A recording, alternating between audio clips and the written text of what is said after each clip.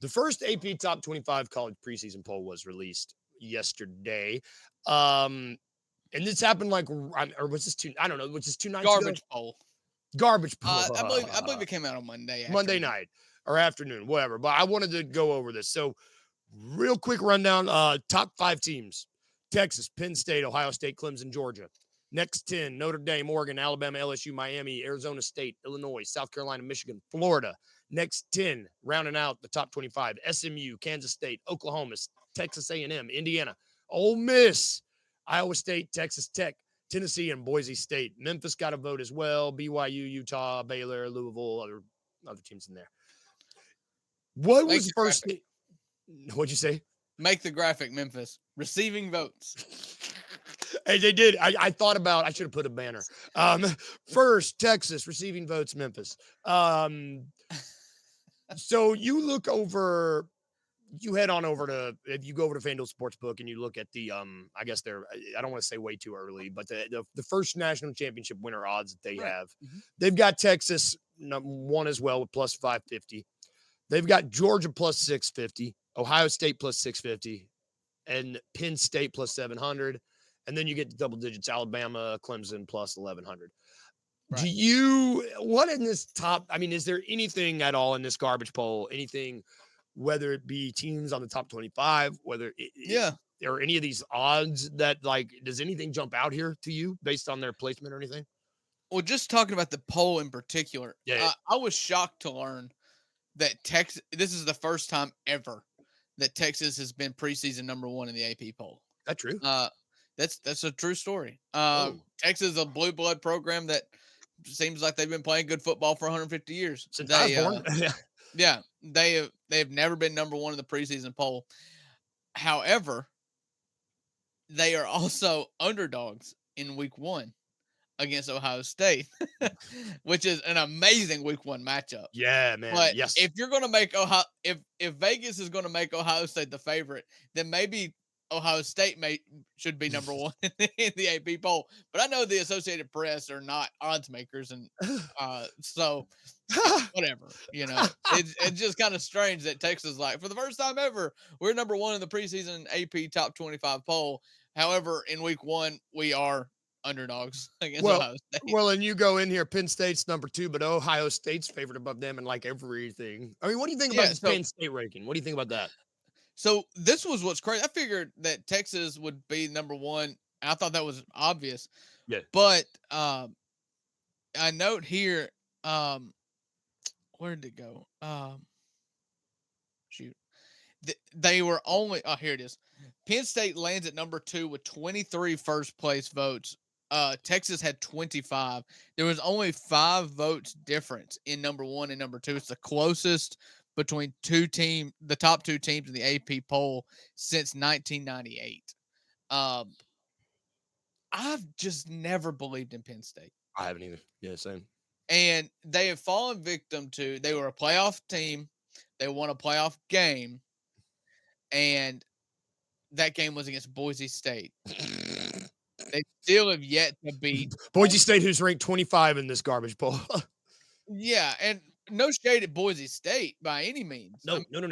Best team in the group of 5 schools by a long shot. Like, it really wasn't even competitive. They were really good all year long. Yes. But if you're going to be a top 5 or 10 team like everybody expects Penn State to be every year, you should boat race them, and they did. But yet they're getting a lot of credit for it.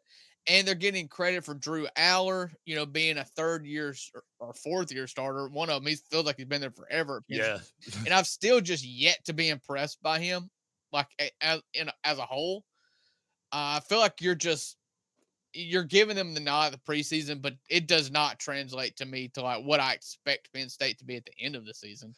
Well, yeah, no, and there's a reason why they call this garbage poll, right? I mean, because Right. there's a lot of It's an really impossible task to actually get it right. Like, it's just it, kind of it's there so people can argue about something.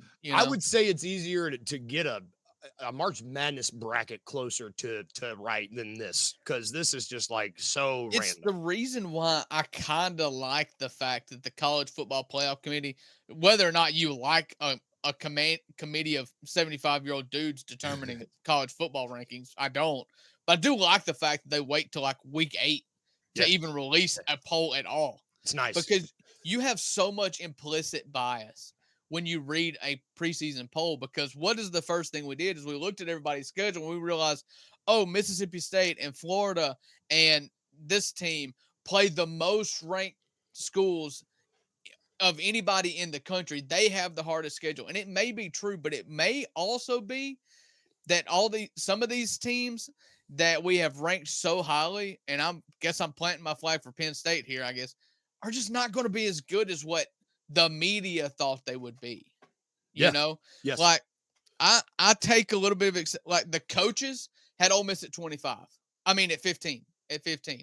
Really? And the coaches and the AP poll are pretty far because they've got Ole Miss at 21 behind teams like Indiana, which I do not believe in. Still, I didn't believe in them last year. Where's Daniel Greer? This year, Daniel Greer somewhere's going to come in here and defend himself. Yeah, Kansas State out of the Big 12 at 17. Like these are just teams that I just truly think that most people think Ole Miss is better than. Maybe I'm being a hater. I don't know, but Florida and South Carolina being at 13 and 15 just seems like darling picks. Like that's what you want it to be. You know, you want DJ Lagway to be amazing, and he may be amazing. And Lenora Sellers is like everybody's Heisman dark horse this year. Like you're going to have so much. This poll shapes the way that you think about every team going forward. And there will be disappointments based on how highly ranked a team is in this poll and how they perform this year. When honestly, this poll is indicative of nothing. Yeah. Yes. Like we don't know. But if Ole Miss jumps into the top 5, they're going to be like, what an impressive. And I'm like, I thought they were pretty good. And, if Illinois is ranked at 12. That's really high. If they go 6-6, they're going to be like, what a disappointment. I'm like, really? Are they? Like, Luke Altmaier's their quarterback for the 3rd year here. He came from Ole Miss. I really like Luke Altmaier. He's from Starkville, Mississippi. He played 2 years at Ole Miss. Good kid. I am truly rooting for him in Illinois. But are they really the 12th best school in the country? Well, and really? No. Well, and it's funny because you go over, if you look at the FanDuel odds for like the championship, Ole Miss is in the top 15. I think they've got the 13th best odds to win the championship. They have a really high ceiling, but nobody, again, it's just like, I'll just go through some examples here. I put so much stock in a quarterback, a returning quarterback that we know is good. That's the ones that I kind of say the floor is pretty high. We've seen it happen. Yes. Like Drew Aller, at least we know what we're getting out of him, at Penn State. So if you want to make that argument, he's a returning starter for his 3rd or 4th year. You know what you're getting out of him. Clemson, Cade Klubnik. I have no problem with them being the number 4 team in this poll. No. They won the ACC last year. Cade Klubnik is a Heisman favorite. He's really high in the draft. Yes. And then you go 9 LSU. Like I'd probably have LSU a little higher because I love Garrett Nussmeier. He's he's starting again. This will be his 2nd year. He was really good last year. He came back, could have possibly been a 1st or 2nd round pick in the NFL draft, came back to LSU. Arizona State returning a good quarterback. Illinois returning a good quarterback. South Carolina. Ole Miss is not returning quarterback. Ole Miss is starting Austin Simmons. He is getting the range for the first time, taking over Jackson Dart.